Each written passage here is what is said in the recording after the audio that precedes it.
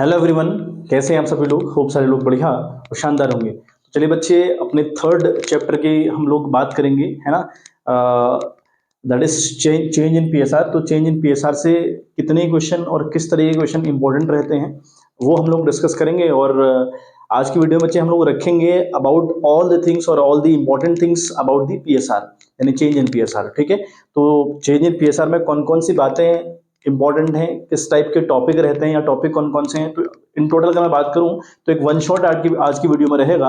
ठीक है, और हमारी जो स्ट्रेटेजी चल रही है 90+ स्कोर करने की, तो उसमें एक बच्चे आपको काफी हेल्प करने वाला है। ठीक है, चलिए हम अगर बात करें चेंज इन पीएसआर की, तो यू नो वेरी वेल कि भाई change in profit sharing ratio हमारा चैप्टर का नाम है। और चेंज इन पीएसआर इटसेल्फ एक चैप्टर है। अदरवाइज पीएसआर यानी जो प्रॉफिट शेयरिंग रेशियो है वो कब कब किसी पार्टनर का चेंज होता है आपको अच्छे से पता है। अगर पार्टनर खुद से चाहें, बाई विल वो लोग चाह रहे हैं कि हमारा जो प्रॉफिट शेयरिंग रेशियो है वो चेंज हो जाए, तो ये चैप्टर हमको सिखा रहा है कि जो पार्टनर्स हैं वो खुद ये चाह रहे हैं, वो खुद ये विश कर रहे हैं कि हमारा जो पीएसआर है वो चेंज होना चाहिए। ठीक है, हमें ये रेशियो बदलना चाहिए। नेक्स्ट हमारा अगर आप बात करें जहां पर पीएसआर चेंज होता है, that is admission of a new partner. और अगर बात करें नेक्स्ट चैप्टर की तो retirement of a partner. And बात करें आखिरी चैप्टर की, डेथ ऑफ अ पार्टनर। तो ये कुछ केसेस हैं बच्चे, change in PSR, admission, retirement and death. These 4 chapter, है ना, ये चैप्टर वो है जहां पर पीएसआर कंफर्म तौर पर चेंज होता है। और जो पीएसआर अगर चेंज होगा तो बच्चे मानकर चलिए 60 से 70% बातें लगभग सेम रहती हैं, लगभग सेम ट्रीटमेंट रहते हैं। तो ट्रीटमेंट बहुत ज्यादा चेंज नहीं होते, लगभग बातें बच्चे काफी हद तक इस चैप्टर से कनेक्टेड होती हैं with the admission, with the retirement, with the death. ठीक है, लगभग बातें सेम रहती है। चलिए हम बात करें तो हमें इस चैप्टर में स्पेसिफिकली जो टॉपिक्स हैं वो क्या क्या कवर करने होते हैं और क्या क्या टॉपिक हैं, क्या क्या इंपॉर्टेंट है वो बात की बात है। बट हमारे पास फिलहाल कितने टॉपिक इस चैप्टर में हैं वो हम एक बार डिस्कस करें। तो फर्स्ट ऑफ ऑल बच्चे sacrificing and gaining ratio, which is very important. ये तो इंपॉर्टेंट है बच्चे, आपको आना ही चाहिए। ठीक है, ये बहुत इंपॉर्टेंट है बच्चे।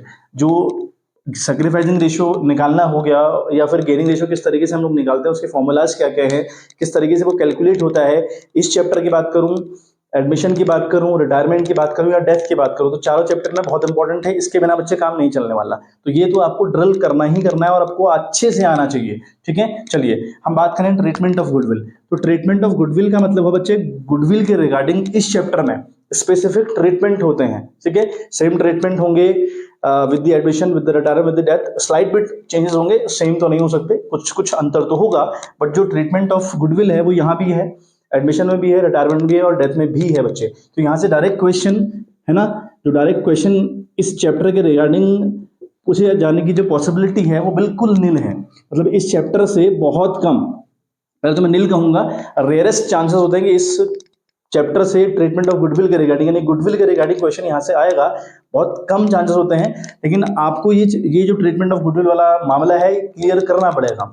क्लियर क्यों करना पड़ेगा? अगर यहाँ से क्वेश्चन नहीं आते तो भैया, अगर आपको लॉन्ग क्वेश्चंस करने हैं ना, अगर आपको लॉन्ग क्वेश्चंस करने हैं तो ट्रीटमेंट ऑफ गुडविल आपको आना चाहिए, तो वो तो काम आएगा ही आएगा। तो ये आपको आना चाहिए। डायरेक्ट क्वेश्चन बहुत रेयर पॉसिबिलिटी है।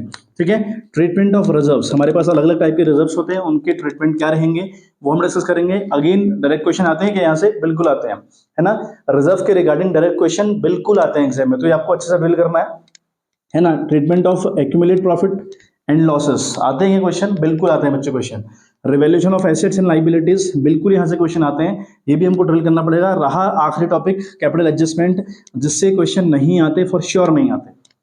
ठीक है, तो कैपिटल एडजस्टमेंट आप इस चैप्टर में इग्नोर कर सकते हैं। इस चैप्टर में एक ही कैपिटल एडजस्टमेंट है, मतलब अल्टीमेटली लॉन्ग क्वेश्चन है, जहां पर आपको रिवैल्यूएशन अकाउंट, होप सो आप कनेक्ट कर पा रहे हो, क्योंकि अगर आपने चीजें पढ़ रखी हैं पहले तो आप कनेक्ट कर पा रहे होंगे कि हमको जब भी हमारा पीएसआर चेंज होता है तो 3 अकाउंट के ऊपर स्पेशली काम करना पड़ता है, revaluation, partners capital account and balance sheet. तो रिवैल्यूएशन अकाउंट बनाना ही कोई एग्जाम में आता है, लेकिन पार्टनर्स कैपिटल अकाउंट और बैलेंस शीट इस चैप्टर से एटलीस्ट नहीं आती। तो बहुत ज्यादा परेशान नहीं होना है, जो टॉपिक आपको मैं बता रहा हूँ उन्हीं पर आपने ड्रिल करनी है। तो मैं पहले टॉपिक की बात करूँ अपनी, है ना, जो हमारा पहला टॉपिक है बच्चे, अगर मैं उसकी बात करूँ तो दैट इज सैक्रिफाइसिंग रेशियो किस तरीके से निकलता है, गेनिंग रेशियो किस तरीके से निकलता है, इसकी हम बात करें तो सैक्रिफाइसिंग रेशियो का मतलब हुआ बच्चे old ratio minus new ratio. Old ratio में से आपको न्यू रेशियो माइनस करना पड़ता है, you will get the sacrifice. यानी आपको ओल्ड रेशियो यानी ओल्ड प्रॉफिट शेयरिंग रेशियो या पीएसआर दिए रहते हैं, एज वेल एज नए भी दिए रहते हैं, तो उनको आप ऐसा माइनस करेंगे तो विल गेट दी आंसर। ठीक है, अब जो बच्चे आप ओल्ड वाले में से न्यू वाला आंसर घटाते हैं ना, या न्यू वाला रेशियो घटाते हैं, तो अगर आपका आंसर पॉजिटिव आया, ठीक है, अगर आपका आंसर पॉजिटिव आया तो ये तो बच्चे सेक्रीफाइस हुआ। बट अगर अगर आपका आंसर नेगेटिव आया तो नेगेटिव सेक्रीफाइस नहीं हुआ फिर बच्चे। नेगेटिव का मतलब क्या होता है?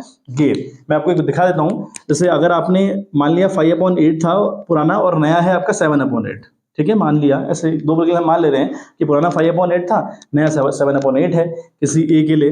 भाई इसका जो आंसर आ रहा है वो -2/8 आ रहा है, आंसर नहीं आ रहा, -2/8 आ रहा है, वो भी आंसर कैसे आ रहा है? नेगेटिव में। तो नेगेटिव आंसर अगर आए तो दैट इज गेन, फिर तो बच्चे गेन है। हमने हालांकि हमने फॉर्मूला यूज किसका किया था? सैक्रिफाइस रेशियो का फॉर्मूला यूज किया था।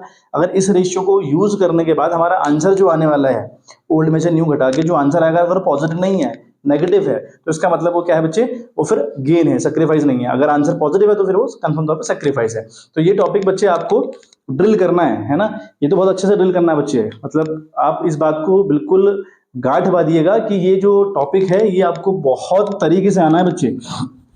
ठीक है बच्चे, इस पर बहुत ज़्यादा बात मेहनत नहीं कर रहा क्योंकि आपको आता ही होगा और मैंने आपको मोटी मोटी बात तो बता दी कि किस तरीके से हम लोग करते हैं बात। ठीक है, अगला अगर हम टॉपिक करें पकड़े ट्रीटमेंट ऑफ गुडविल। तो बच्चे अगर मैं गुडविल को पकड़ूँ ना, है ना, अगर मैं गुडविल को पकड़ूँ बच्चे, तो गुडविल हमारी कंपनी में दो टाइप की होती है ना। गुडविल दो टाइप की, मतलब एक हमारे पास ओल्ड गुडविल है, ठीक है, बता रहा हूँ मैं क्या गोल्ड, जो ओल्ड है उसका क्या मतलब है और जो न्यू है उसका क्या मतलब है ना। तो हमारे पास गुडविल बच्चे दो टाइप की होती हैं, ठीक है, एक है न्यू और एक है ओल्ड। तो ओल्ड और न्यू में क्या मतलब है देखो, अब एक बात आप देखें, जब भी हमारा पीएसआर चेंज हो रहा है ना बच्चे, जब भी हमारा पीएसआर चेंज हो रहा है, पीएसआर कब कब चेंज हो रहा है? हम कर रहे हैं, इस चैप्टर की बात करें तो हम जानबूझ के कर रहे हैं, मतलब अगर हम कंपनी के पार्टनर्स हैं तो हम अपना पीएसआर चेंज कर रहे हैं जानबूझ के।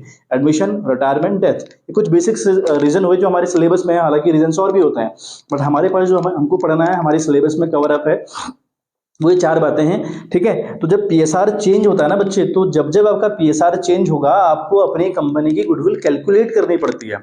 अब ऐसा तो नहीं है ना कि आपकी कंपनी की गुडविल कुछ होगी नहीं, पहली बार आप कैलकुलेट कर रहे हो, ऐसा तो बिल्कुल नहीं है। आप जब भी पीएसआर चेंज करोगे, रीजन आपको पता है कि कब कब चेंज होते हैं, तो उस रीजंस के दौरान आपको अपनी कंपनी की गुडविल कैलकुलेट करनी पड़ती है।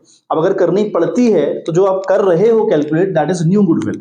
जो आप कैलकुलेट दोबारा से कर रहे हो ना बच्चे, वो न्यू गुडविल है, नई गुडविल है। अब ऐसा तो नहीं कि आपकी गुडविल पुरानी कुछ भी नहीं होगी या आपने कभी कैलकुलेट करी नहीं होगी, तो पुरानी गुडविल तो कुछ होगी। तो अगर पुरानी गुडविल आपने ऑलरेडी कैलकुलेट कर रखी है तो that is called old goodwill.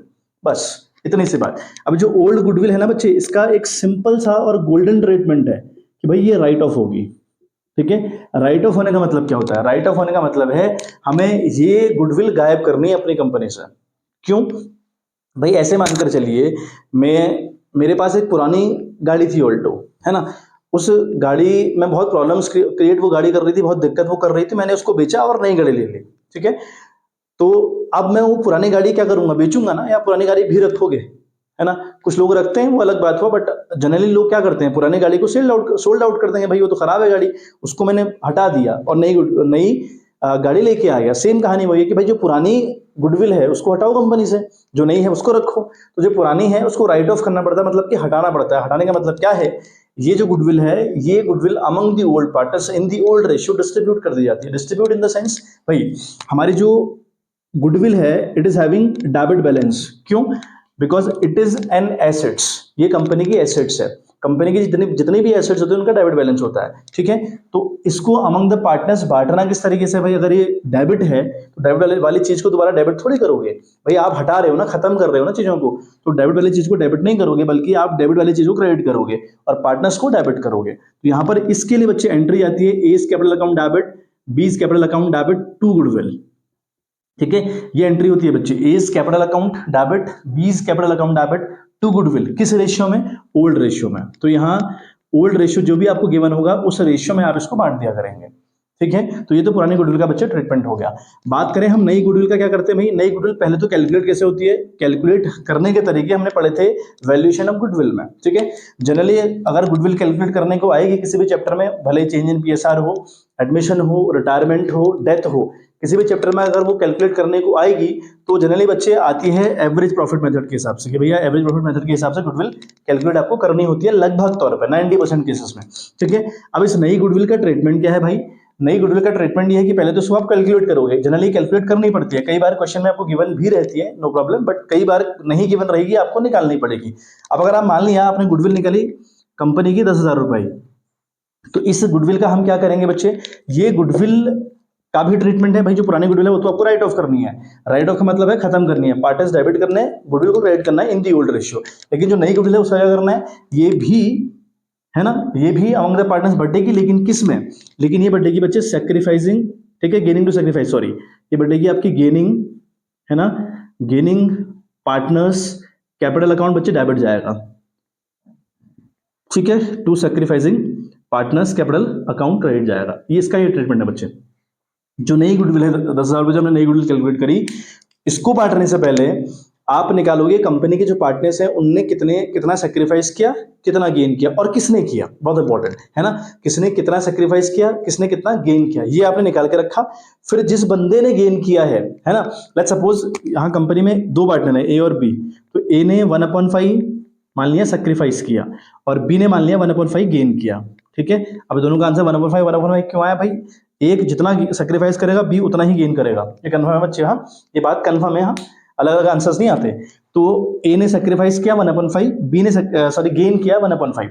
अब इस 10,000 में, जो 10,000 हमने कैलकुलेट करी है, इसमें 1/5 का कंट्रीब्यूशन करेगा बी, बी देगा क्योंकि बी ने गेन किया है, तो 5 2 10, मतलब 2,000 रुपये देगा बच्चा ये, ठीक है। ये कितना देगा, 2,000 रुपये देगा, किसको देगा, ए को देगा।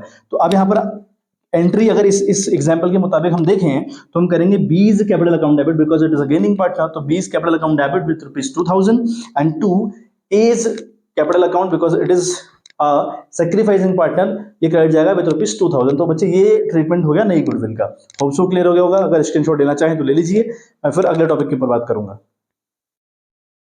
चलिए बच्चे, अब हम देखेंगे अगला टॉपिक जो हमारा है रिजर्व, ट्रीटमेंट ऑफ रिजर्व, यानी जो थर्ड हमारा टॉपिक है दैट इज रिजर्व, है ना बच्चे। आज की वीडियो थोड़ी लेंथी रहेगी यहाँ, क्योंकि मैं पूरा चैप्टर कवर अप करूंगा, धजिया उड़ाऊंगा इस चैप्टर की।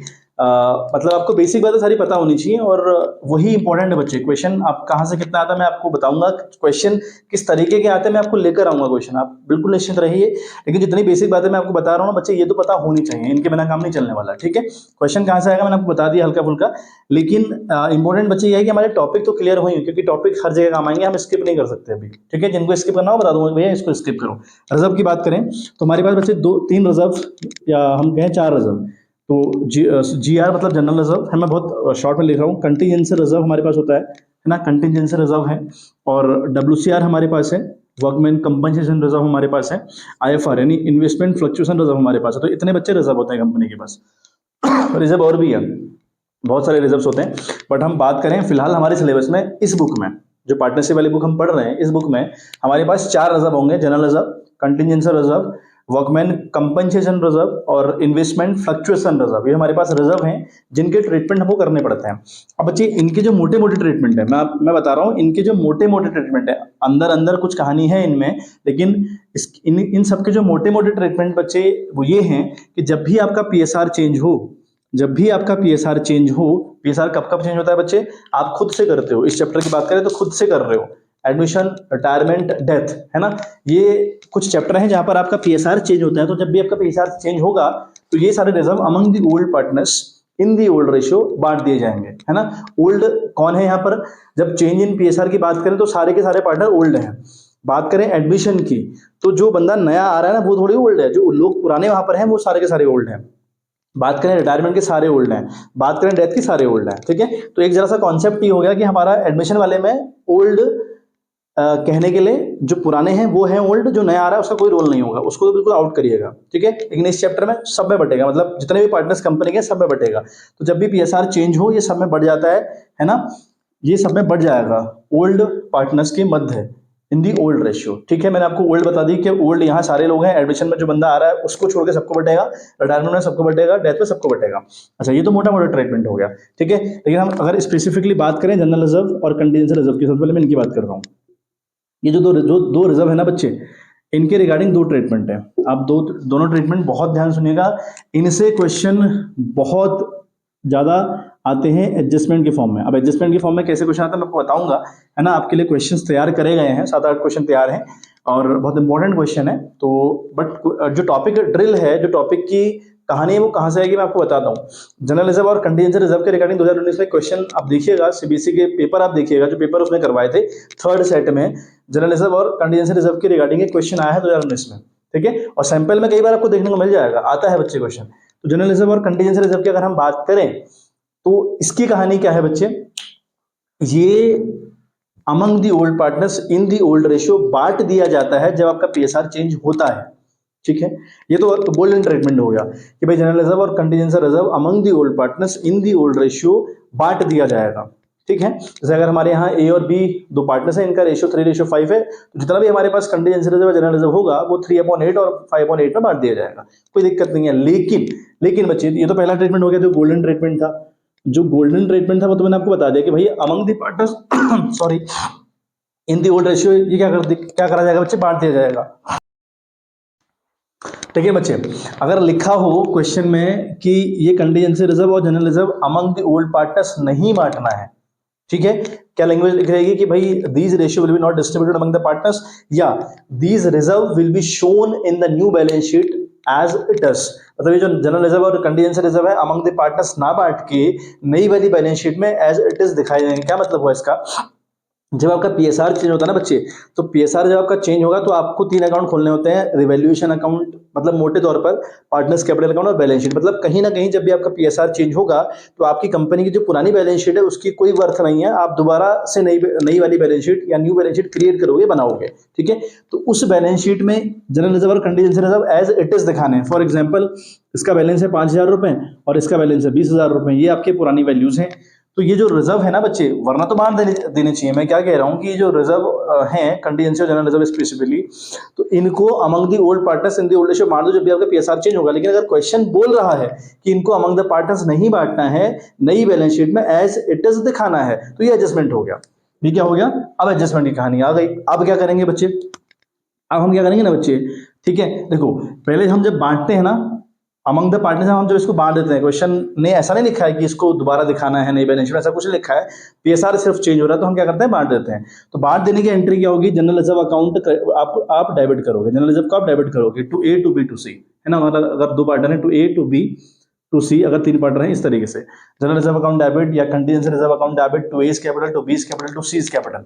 कब, जब क्वेश्चन ने ऐसा ना लिखा हो कि ये नई बैलेंस शीट में एज इट इज दिखाना है या इसको अमंग द पार्टनर नहीं बांटना है, तब तो आपने इस तरीके से एंट्री कर दी। लेकिन अगर क्वेश्चन में लिखा है कि कंटीजेंसी रिजर्व और general reserve among the partners नहीं बांटा जाएगा बल्कि नई वाली बैलेंस शीट में एज इट इज दिखाया जाएगा, उस टाइम बच्चे क्या करोगे, step number 1 you have to calculate sacrificing ratio, you have to calculate sacrificing and gaining ratio। मतलब sacrificing आला तो कहीं ना कहीं गेन भी आएगा ही, तो आपको sacrificing रेशियो निकालना है। और अगली एंट्री में जो बंदा, सपोज करो आपका जनरल रिजर्व कितना है बच्चे 5,000 रुपए और आपका कंटीजेंसी रिजर्व कितना है 20,000 रुपए, तो अल्टीमेट आपके पास 25,000 रुपए है ना। ये 25,000 रुपए आपने अपनी न्यू बैलेंस शीट में एज इट इज अगले साल दिखाना है, ठीक हो गया। तो आप क्या करेंगे, आप क्वेश्चन कह रहा है कि इनको नई बैलेंस शीट में एज इट इज दिखाना है, ठीक है, इनको नहीं बांटना है, ऐसा बोल रहा ना। तो उस टाइम आप क्या करेंगे, सैक्रिफाइसिंग रेशियो या गेनिंग रेशियो निकालेंगे। सैक्रिफाइस जब आप कैलकुलेट करोगे तो कोई ना कोई सैक्रिफाइस करेगा, कोई ना कोई गेन करेगा अमंग दी पार्टनर्स, ठीक है। अब जब हमने ये निकाल लिया उसके बाद हम क्या करेंगे, जिस बंदे ने सैक्रिफाइस किया है उसको क्रेडिट करेंगे। लेट्स सपोज अगेन ए और बी दो पार्टनर्स हैं, ए ने 1/5 सैक्रिफाइस किया और बी ने 1/5 गेन किया, मान लेते हैं सर, ठीक है। तो आप क्या करोगे बच्चे, ए को तो क्रेडिट करोगे, बी को डेबिट करोगे, यानी एंट्री इस केस में जाएगी B's capital account debit. ये बहुत इंपॉर्टेंट है बच्चे, इसमें हम अक्सर गलती करते हैं, इसमें बच्चे अक्सर गलती करते हैं। B's capital account debit to A's capital account, है ना, तो एज कैपिटल अकाउंट इस तरीके से हम दिखा देंगे। और अमाउंट कितना लिखेंगे बच्चे, 25,000 को मल्टीप्लाई करेंगे 1/5 से, है ना, तो 1/5 से मल्टीप्लाई करेंगे 25 यानी 5,000 रुपये आ रहा है, तो 5,000 से एक बंदा डेबिट जाएगा और एक बंदा 5,000 से क्रेडिट जाएगा। Being adjustment done. तो ये एडजस्टमेंट के रिगार्डिंग क्वेश्चन है। कंटीजेंसी रिजर्व और जनरल रिजर्व रिगार्डिंग कि हम बात करें ना तो भाई वैसे तो ये बांट दिए जाते हैं, लेकिन अगर क्वेश्चन स्पेसिफाइड कर दे कि नहीं बांटना है तो इस तरीके से इसका ट्रीटमेंट होगा, ठीक है। होप सो आपको पता होगा पहले से ही, लेकिन अगर धुंधली यादें हैं तो मैंने आपकी यादें ताजा कर दी। ये बहुत इंपॉर्टेंट है, यहाँ से क्वेश्चन कन्फर्म तौर पे लगभग कैसे पूछे जाते हैं। तो किसी ना किसी सेट में आप देखिएगा, 3 सेट आपको मिलेंगे, 3 सेट में आप देखिएगा कहीं ना कहीं क्वेश्चन कन्फर्म तौर पे आया होगा। चलिए फटाक से इसके स्क्रीनशॉट अगर आप लेना चाहें तो ले लीजिए और फिर हम नेक्स्ट टॉपिक के ऊपर बात करें। देखो बच्चा नेक्स्ट बात देखो हमारी, हमने 2 रिजर्व डिस्कस कर लिए, एक WCR और एक IFR अभी डिस्कस करना बाकी है, ठीक है। ये 2 रिजर्व भी हमारे पास हैं बच्चे, इनके रिगार्डिंग बच्चे ट्रीटमेंट होते हैं क्योंकि ये स्पेसिफिक रिजर्व है, ठीक है। ये जनरल रिजर्व नहीं है, ये स्पेसिफिक रिजर्व है। जनरल रिजर्व का मतलब हो जैसे आप बैंक में सेविंग करते हो ना, लेकिन उस सेविंग को कहाँ पे यूज करने वाले हो आप, आई थिंक हम सब लोगों का स्पेसिफाइड तो नहीं होता, मतलब घर में कोई बीमार पड़ गया तो हम वहाँ यूज़ कर लेते हैं, कुछ ठीक ठाक पैसा हो गया तो हमने उठा के कुछ खरीद लिया, इस तरीके से हम लोग करते हैं, मतलब स्पेसिफिक नहीं होता। लेकिन जैसे हम हेल्थ इंश्योरेंस करवाते हैं ना, तो हेल्थ इंश्योरेंस का जब हम पैसा पे कर रहे हैं वो कंडीशन स्पेसिफिक है, मतलब हमारी तबियत अगर खराब होगी तो हम उस पैसे को वहाँ यूटिलाइज करेंगे, है ना। ऐसा ही WCR और IFR है, ये स्पेसिफिक रिजर्व है, स्पेसिफिक कंडीशन में और स्पेसिफिक जगह इनको लागू करना होता है। अब WCR क्या है? वर्कमैन कंपनसेशन रिजर्व, मतलब अपने वर्कर्स के लिए हमने रिजर्व क्रिएट किया हुआ है कि अगर हमारे वर्कर्स कंपनी के अंदर काम कर रहे हैं, उनको चोट वोट आ गई, उनको कोई दिक्कत परेशानी हो गई, तो उनको जो कंपनसेट हमें करना पड़ेगा, जो पैसा उसको हमें पे करना पड़ेगा, उस टाइम पे कंपनी के ऊपर बर्डन आएगा। उस बर्डन से बचने के लिए हम थोड़ी थोड़ी सेविंग करते हैं, सो दैट कि अगर किसी वर्कर का एक्सीडेंट हो तो उस टाइम पे हम उसको कंपनसेट कर पाएं, उसका इलाज करवा पाएं, उसके फैमिली को पैसा दे पाएं, उसकी जो फाइनेंशियल प्रॉब्लम होगी उसको हम कुछ मदद कर पाएं, इसके लिए हम WCR क्रिएट करते हैं। अब जो WCR है बच्चे, ये हमारे वर्कर्स की कंडीशन पर डिपेंड करता है। अगर हमारे वर्कर्स ने साल भर काम किया लेकिन उनको कोई दिक्कत परेशानी नहीं आई, कोई दिक्कत नहीं हुई, है ना, अगर दिक्कत नहीं होगी तो हमको पैसा पे करना नहीं पड़ेगा। नहीं पे करना पड़ेगा मतलब उन्होंने क्लेम नहीं करा हुआ, क्योंकि किसी का एक्सीडेंट नहीं हुआ, किसी को कोई दिक्कत ही नहीं हुई, तो वो क्लेम नहीं करेंगे। तो पहला हुआ डज नॉट क्लेम, है ना, डज नॉट क्लेम। हालांकि मैंने अपने बच्चे जब मैंने पढ़ाई थी ना चीजें, मैंने बहुत स्पेसिफिक तरीके से पढ़ाया था, आप लोगों को याद होगा, लेकिन मैं आज आपको रिवीजन के तौर पर बता दूं ना, बहुत स्पीड चलूंगा, है ना। डज नॉट क्लेम, तो क्लेम होता ही नहीं है। और एक है ना, क्लेम टेक प्लेस, क्लेम होता है, मतलब किसी का एक्सीडेंट अगर होगा तो फिर भैया क्लेम तो वो लोग करेंगे करेंगे ना, क्लेम पे अगर किसी का एक्सीडेंट हो तो क्लेम करेंगे। अच्छा, डज नॉट क्लेम, क्लेम नहीं होता अगर, तो क्लेम अगर नहीं होता तो WCR among the old partners in the old ratio बांट दिया जाएगा हर एक चैप्टर में, change in PSR, admission, retirement, death, सब में बांट दिया जाएगा, ठीक है। तो एंट्री क्या होगी? WCR अकाउंट डेबिट, माना दो पार्टनर पुराने हैं, to A's capital account, to B's capital account in the old ratio. Clear है बात? बट अगर क्लेम होता है ना, लेट्स सपोज करो हमारा जो WCR है वो हमारे पास 20,000 रुपए है, ठीक है, और जो हमारा क्लेम अगर होगा ना बच्चे, क्लेम में तीन कंडीशन फिर से निकल के आती हैं। जो क्लेम अगर होता है तो तीन कंडीशन निकल के आते हैं। मैंने WCR के नाम पर 20,000 रुपए सेविंग करके रखी हुई है, लेकिन अगर क्लेम नहीं हुआ तो ये 20,000 रुपए अमंग दी ओल्ड पार्टनर बढ़ जाएगा। एंट्री मैंने आपको बताई, WCR account debit with ₹20,000 to A's capital account, to B's capital account, जो भी उनका ओल्ड रेशियो होगा उसमें बढ़ जाएगा। लेकिन अगर क्लेम होता है, अगर क्लेम माना होता है, तो क्लेम या तो इक्वल होगा, है ना, या तो लेस देन होगा, ठीक है, या फिर मोर देन होगा। समझ रहे हो बात? इक्वल का मतलब क्या है? मेरे पास रिजर्व 20,000 रुपए रखा हुआ है, लेकिन 20,000 का क्लेम भी आ गया, दैट इज इक्वल, है ना, मतलब क्लेम कितने का हुआ? 20,000 का क्लेम, और ठीक हो गया, कोई दिक्कत नहीं। लेस देन का मतलब क्या है भाई? 15,000 का क्लेम हुआ, वो भी ठीक है। मोर देन का मतलब क्या हुआ? ज्यादा हो गया, मतलब 30 का क्लेम आ गया। ये कंडीशन आ सकती है। अगर कंडीशन इक्वल आती है तो वहां पर बच्चे एंट्री क्या होगी, मैं आपको दिखा दे रहा हूं पहले केस की। WCR अकाउंट में डेबिट करूंगा विथ ₹20,000, है ना, और टू करूंगा WCC, ठीक है, WCC क्रेडिट जाएगा विथ ₹20,000। WCC क्या है भाई? यह है वर्कमैन कंपनसेशन क्लेम। और अगर मुझे बैलेंस शीट बनानी पड़ी ना बच्चे, अगर मुझे बैलेंस शीट बनानी पड़ी तो बैलेंस शीट में इसको WCC को मैं लाइबिलिटी साइड दिखाऊंगा, ठीक है, क्योंकि मैं पैसा ऑन द स्पॉट पे नहीं करता हूं, कुछ टाइम बाद करता हूं, तो इसलिए मैं WCC को अपनी बैलेंस शीट में दिखाऊंगा लाइबिलिटी साइड। क्लियर है? तो एंट्री ये हो गई। अच्छा, अगर लेस देन होता है भाई, अगर कहानी लेस देन है तो लेस देन में क्या करेंगे हम लोग? WCR अकाउंट डेबिट करेंगे, है ना, WCR अकाउंट हम लोग डेबिट करेंगे विद ₹20,000, ठीक है, और फिर करेंगे टू WCC, फिर हम करेंगे टू WCC, है ना, WCC अकाउंट क्रेडिट करेंगे विद ₹15,000, ठीक है, और टू कर देंगे पार्टनर्स कैपिटल अकाउंट, ठीक है, टू कर देंगे पार्टनर्स कैपिटल अकाउंट। कौन कौन पार्टनर्स? जो जो पुराने पार्टनर्स हैं, मतलब यहाँ सारे पार्टनर्स हैं, यहाँ ए और बी दोनों पुराने हैं, तो to A's capital, to B's capital. जो 5,000 रुपए हमारे पास बचा हुआ है ना, 20 का रिजर्व था, 15 का क्लेम हुआ, वो एक्सेप्ट किया, 5,000 बचा हुआ है, तो अमंग द पार्टनर्स 5,000 बांट दोगे इस रेशियो में, 3/8, 5/8। 5,000 को मल्टीप्लाई करो 3/8, वो ए के हिस्से में जाएगा, और 5,000 को मल्टीप्लाई करो 5/8 से, वो बी के हिस्से में जाएगा। तो इस तरीके से एंट्री होंगी। आई बात समझ में? अच्छा, केस है मोर देन वाला। अगर कंडीशन मोर देन वाली हुई तो क्या करेंगे भाई? देखो, WCR अकाउंट हमारा डेबिट होगा विथ ₹20,000, भाई हमारा 20,000 रुपए है, लेकिन टू WCC अगर बात करें तो WCC क्रेडिट हो जाएगा किससे? 30,000 रुपए से। अब बताओ, मैच कर रही है कंडीशन? जबकि डेबिट क्रेडिट मैच करना चाहिए ना। WCR अकाउंट डेबिट है 20,000 रुपए, वो तो ठीक हो गया, लेकिन WCC हमारा क्रेडिट जा रहा है 30,000 रुपए से, गड़बड़ हो गई। अब हमको डेबिट साइड ये बैलेंस 10,000 रुपए और लिखना पड़ेगा, सो दैट कि मैच हो जाए। भाई डेबिट 20 था और क्रेडिट 30 था, ऐसा होता नहीं है अकाउंटेंसी के अंदर। तो 10,000 रुपये यहाँ मैच कराने के लिए हमको डेबिट साइड 10,000 रुपये और लिखना पड़ा। ये आएगा with the name of revaluation account. ये किस नाम से आएगा?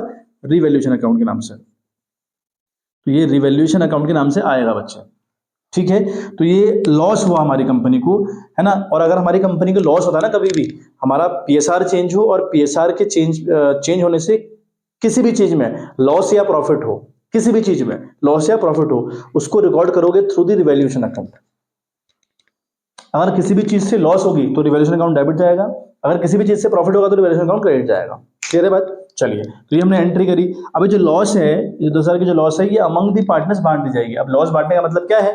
पार्टनर्स डेबिट जाएंगे। तो यहाँ पर हम एंट्री करेंगे एज कैपिटल, इसके बाद A's capital account debit, B's capital account debit to revaluation, ठीक है। इस 10,000 को अगेन ए और बी के हिस्से बांट देंगे 3.5 और 5.3, 3.8 और 5.8 के रेशियो में। क्लियर हो गया होगा? ठीक है। चलिए, एक बार फटाक से स्क्रीनशॉट अगर लेना चाहे तो ले लीजिए, फिर मैं फिर आगे बढ़ूँ बच्चे, फिर आईएफआर की हम लोग बात करें, है ना। थोड़ा बच्चे आज वीडियो लेंदी रहेगी यहाँ, क्योंकि चीज़ें अगर पूरी सीखनी हो ना तो फिर 2 वीडियो बना नहीं सकता, एक वन शॉट टाइप का मैंने लिया हुआ है। कोशिश कर रहा हूँ कि आपका जो मैटर है वो क्लियर हो। अगर आपने पढ़ी हैं चीज़ें और धुंधली अगर आपकी चीज़ें हैं, पहले से थोड़ा सा आपको कम याद है तो क्लियर हो जाएगा, लेकिन अगर आपने बिल्कुल नहीं पढ़ी हैं तो फिर बच्चे बहुत प्रॉब्लम है, ठीक है। तो वो कोशिश करिएगा कि हम लोग टॉपिक्स अपने थोड़ा बहुत तो एटलीस्ट हमको क्लियर हो, है ना। तो अभी कहीं से आपको ऐसा नहीं मिल पाएगा कि भाई एक शॉर्ट आप देख रहे हैं और पूरा चैप्टर आपको जा रहा है, ऐसा बिल्कुल बेवकूफ़ी वाली बात है। 40 मिनट की 50 मिनट की वीडियो में पूरा चैप्टर समझ नहीं आता बच्चे। ये उनके लिए है जिनको चीज़ें थोड़ी बहुत याद हैं बट भूल चुके हैं, हल्की फुल्की यादें हैं, तो वो आपको याद आ जाएंगे। चलो हम बात करते हैं आईएफआर के रिगार्डिंग। मान लिया आईएफआर हमारे पास है 30,000 रुपए। अभी जो है ना बच्चे, इन्वेस्टमेंट फ्लक्चुएशन रिजर्व हमारे इन्वेस्टमेंट के अगेंस्ट हम लोग रखते हैं इसको, है ना। अब हमें जब भी ये दिया जाएगा तो हमें अपनी बैलेंस शीट गिवन होगी। जब भी हमको आईएफआर दिया जाएगा तो इन्वेस्टमेंट के लिए बैलेंस शीट गिवन होगी, या बताया होगा कि भैया इन्वेस्टमेंट की वैल्यू है, 2 चीजें आपको दी होंगी कहीं ना कहीं, आईएफआर दिया होगा, इन्वेस्टमेंट दिया होगा। तो इन्वेस्टमेंट मान लिया आपकी कंपनी का 1 लाख रुपए का है, और जो 1 लाख रुपए का क्वेश्चन ने आपको दिया है that is called book value. इसको हम बीवी कहते हैं, है ना। ये बीवी है हमारी, मतलब बुक वैल्यू है, ठीक है। इन्वेस्टमेंट की बुक वैल्यू है 1 लाख रुपए, और आपने आईएफआर क्यों सेव किया है, ये रिजर्व क्यों बनाया हुआ है, ये स्पेसिफिक रिजर्व क्यों बनाया हुआ है कि अगर हमारे इन्वेस्टमेंट के डाउन जाने से, इन्वेस्टमेंट में अगर प्राइस में अगर मार्केट में गिरावट आती है तो जो नुकसान हमको उससे होगा उसकी रिकवरी हम यहाँ से कर लें, इसलिए ये स्पेसिफिक रिजर्व है और हमने बनाया हुआ है। क्लियर है? अब देखो, अब मार्केट में ना जो मार्केट वैल्यूज हैं वो हो सकता है कि इक्वल चल रही हूँ, समझ रहे हो बात? ये पॉसिबिलिटीज है बच्चे, मार्केट वैल्यू में भी इक्वल चल रही हो। आपका जो इन्वेस्टमेंट वो 1 लाख रुपए का है, मार्केट में हो सकता है वो भी 1 लाख का चल रहा हो, कोई दिक्कत ही नहीं है। ऐसा हो सकता है कि नहीं हो सकता है भाई? मार्केट में भी उसका प्राइस 1 लाख चल रहा हो, ऐसा हो सकता है? बिल्कुल हो सकता है। इक्वल, या फिर कंडीशन है लेस देन, है ना, या कंडीशन आपकी लेस देन वाली है, लेस देन चल रही हो, है ना, या कंडीशन आपकी है मोर देन, मतलब ज्यादा चल रही हो। ऐसा हो सकता है कि नहीं हो सकता है? तो अगर बाय द वे इक्वल चल रही हो, है ना, कंडीशन 3 है भाई, या तो इक्वल चल रही होगी, लेस देन चल रही होगी, या मोर देन चल रही होगी, ठीक है। माना अगर इक्वल चल रही है तो भाई आपका इन्वेस्टमेंट 1 लाख रुपए का, मार्केट में कितना चल रहा है, 1 लाख रुपए का, कोई नुकसान आपको हुआ नहीं। तो उस केस में जो आईएफआर है ये among the old partners in the old ratio, यानी इस चैप्टर की बात करें सारे पार्टनर्स में ओल्ड रेशियो बढ़ जाएगा। तो एंट्री क्या जाएगी, IFR account debit, investment fluctuation reserve account debit with ₹30,000 to A's capital account to B's capital account. 30,000 को मल्टीप्लाई करोगे 3/8 से तो ए को मिलेगा उतना, और 30,000 को मल्टीप्लाई करोगे 5/8 से उतना बी को मिलेगा। क्लियर है? चलिए बात करें अगर मोर देन वैल्यू चल रही हो, है ना, मतलब मान लिया प्राइस चल रहा है 1,20,000, आपका जो इन्वेस्टमेंट है आपने दिखा रखा है 1 लाख का, लेकिन मार्केट में उसका प्राइस चल रहा है 1,20,000, तो भाई बताओ ऑलरेडी फायदे में हो, है ना। भैया आप तो फायदे में हो, आपका प्राइस चल रहा है 1,20,000, जबकि आपके कितना दिखाया था 1 लाख, तो 20,000 तो ऑलरेडी फायदे में हो। मतलब इस आईएफआर का फिर क्या करोगे, क्योंकि लॉस तो हुआ नहीं, ये तो सिर्फ लॉस वाले केस में यूज होगा ना। तो इस आईएफआर का हम लोग क्या करेंगे बच्चे, ये IFR among the old partners in the old ratio फिर से बढ़ जाएगा, मतलब IFR account debit to A to B, same कहानी। और जो ये 1,20,000 की वैल्यू बढ़ी है, यानी जो 20,000 का आपको फायदा हुआ है उसको हम रिकॉर्ड करेंगे। तो पहली एंट्री आपको मैंने समझा दी, समझ आ गई आपको? पहली एंट्री आपकी सिंपल है, आईएफआर अकाउंट डेबिट जाएगा, है ना, और 2 चले जाएंगे partners to A to B, ठीक है। ये तो पहली एंट्री हो गई। लेकिन इसी केस की दूसरी एंट्री की अगर मैं बात करूं तो वो किस तरीके से होगी वो जरा देखिए। ठीक है। तो इसी केस की सेकंड एंट्री मतलब जो 1,20,000 रुपए की है उस केस में आपको नुकसान तो नहीं हुआ, फायदे में हो आप, तो इस 30,000 को आप अमंग दी ओल्ड पार्टनर्स बांट दो। ठीक है, इस तरीके से इस 20,000 का जो बढ़ोतरी आपकी इन्वेस्टमेंट में हुई है ना 20,000 रुपए की, उसको भी रिकॉर्ड करोगे। कैसे रिकॉर्ड करोगे?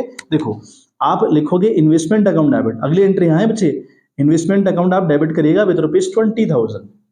इन्वेस्टमेंट की वैल्यू बड़ी है ना, और इन्वेस्टमेंट का बैलेंस क्या होता है? डेबिट। तो डेबिट को अगर बढ़ाओगे तो क्या करोगे? डेबिट करोगे। तो इन्वेस्टमेंट अकाउंट डेबिट किया और ये रिकॉर्ड करोगे थ्रू द रिवैल्यूएशन, है ना, थ्रू द रिवैल्यूएशन लिखोगे, इसमें रिवैल्यूएशन अकाउंट क्रेडिट करोगे विद ₹20,000। मैंने अभी आपसे कहा कि जब भी आपको किसी चीज से फायदा हो या नुकसान हो तो आप उसको दिखाएंगे थ्रू द रिवैल्यूएशन। फायदा होगा तो रिवैल्यूएशन क्रेडिट जाएगा, नुकसान होगा तो रिवैल्यूएशन डेबिट जाएगा। तो यहाँ पे फायदा हो रहा है भाई, इन्वेस्टमेंट बढ़ रहा है, तो फायदा हो गया। अब थर्ड एंट्री, ठीक है, पहली एंट्री होगी, सेकंड एंट्री ये हो गई, थर्ड एंट्री आप क्या करेंगे?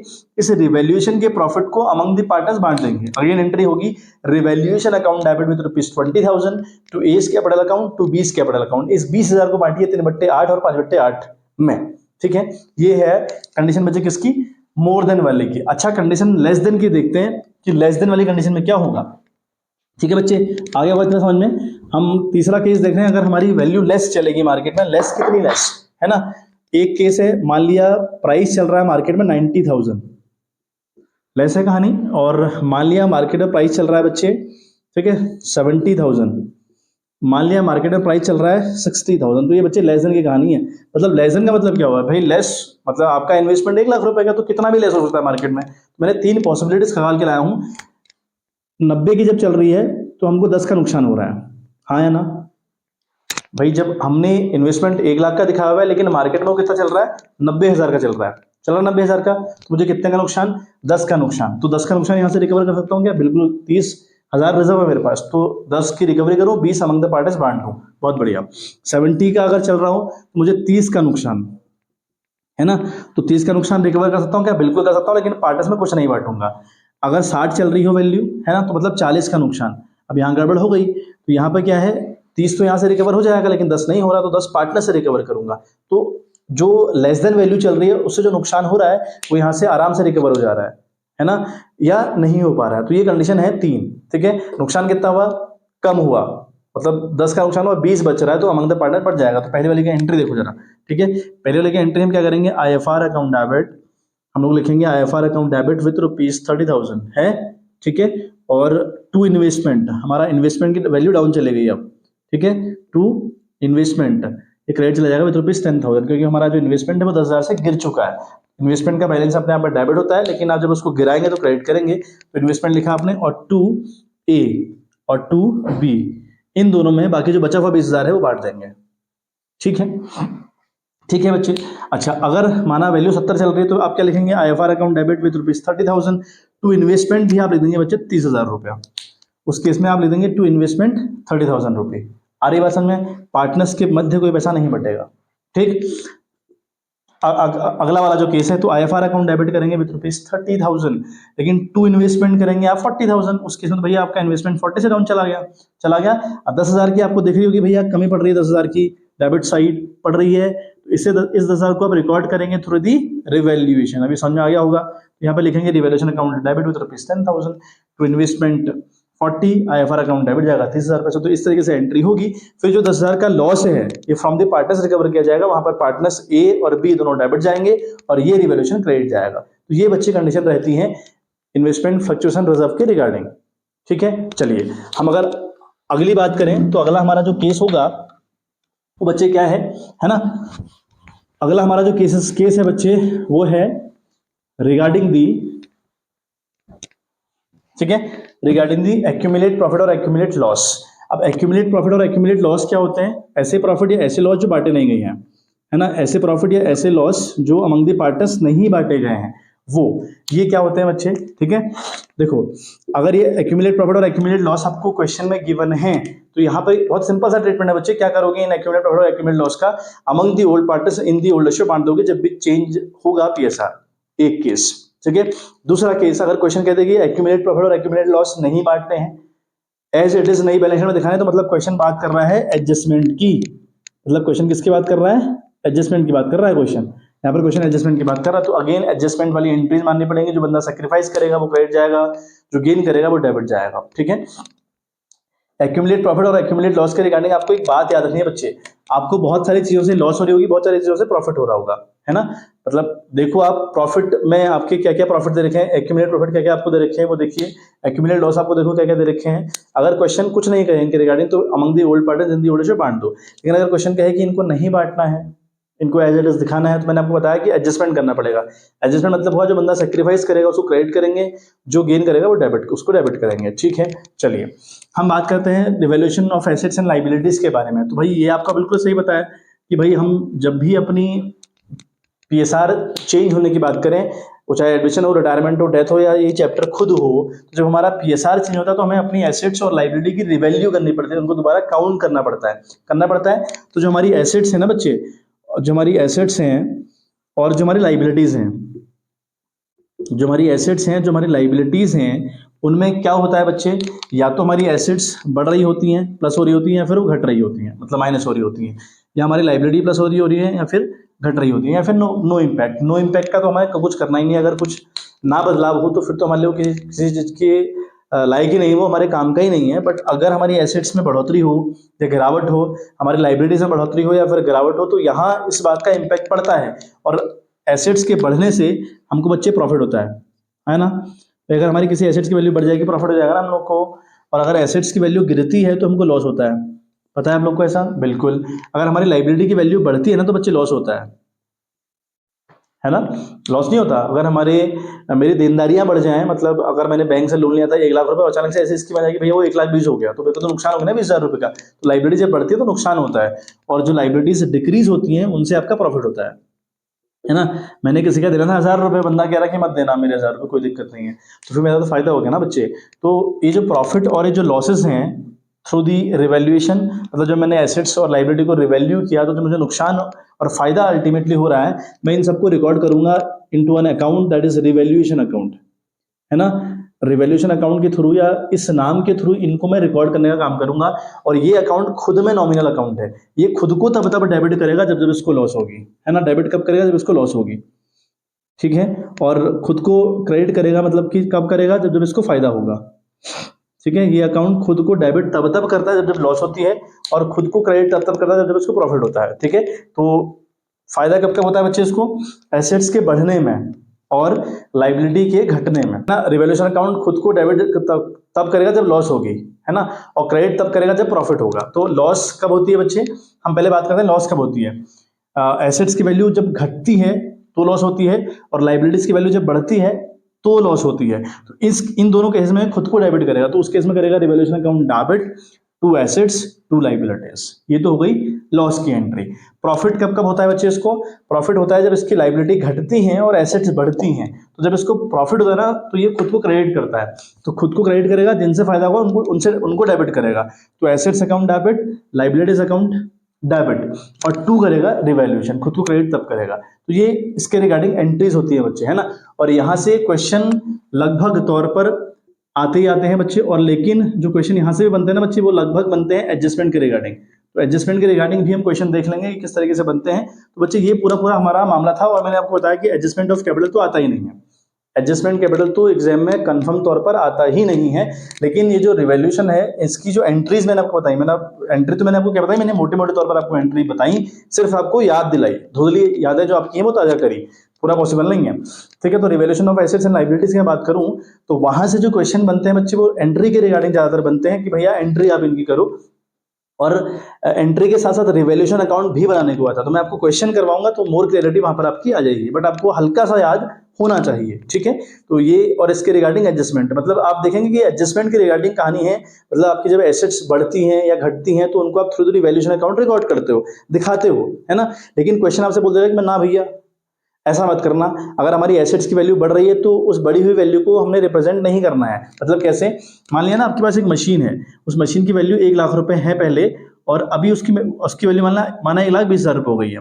तो आप जब नई बैलेंस शीट बनाओगे ना, नई बैलेंस शीट मतलब जब भी पीएसआर चेंज होगा तो आपको नई वाली बैलेंस शीट बनानी पड़ती है, तो आपको वहां पर 1,20,000 दिखाना चाहिए नई बैलेंस शीट में। लेकिन क्वेश्चन कह रहा है कि नहीं 1,20,000 नहीं दिखाएंगे, हम 1,00,000 दिखाएंगे। तो अब जो 20,000 बढ़ रहा है इसको हम थ्रू द रिवैल्यूएशन दिखाएंगे ही नहीं, मतलब हम रिकॉर्ड ही नहीं करेंगे रिवैल्यूएशन में, क्योंकि क्वेश्चन कह रहा है कि भाई आप रिकॉर्डिंग करनी ही नहीं है, रिकॉर्ड करना ही नहीं है, तो हम फिर रिवैल्यूएशन अकाउंट नहीं खोलते उस तौर पर, या उस टाइप पर हम रिवैल्यूएशन की एंट्री नहीं करते। फिर वही एडजस्टमेंट हमको करना पड़ता है कि सैक्रिफाइसिंग पार्टनर क्रेडिट जाएगा और जो गेन कर रहा है वो डेबिट जाएगा, लेकिन उसकी एक थोड़ी सी टेक्निक रहती है, तो वो हम सीखेंगे बच्चे, ठीक है।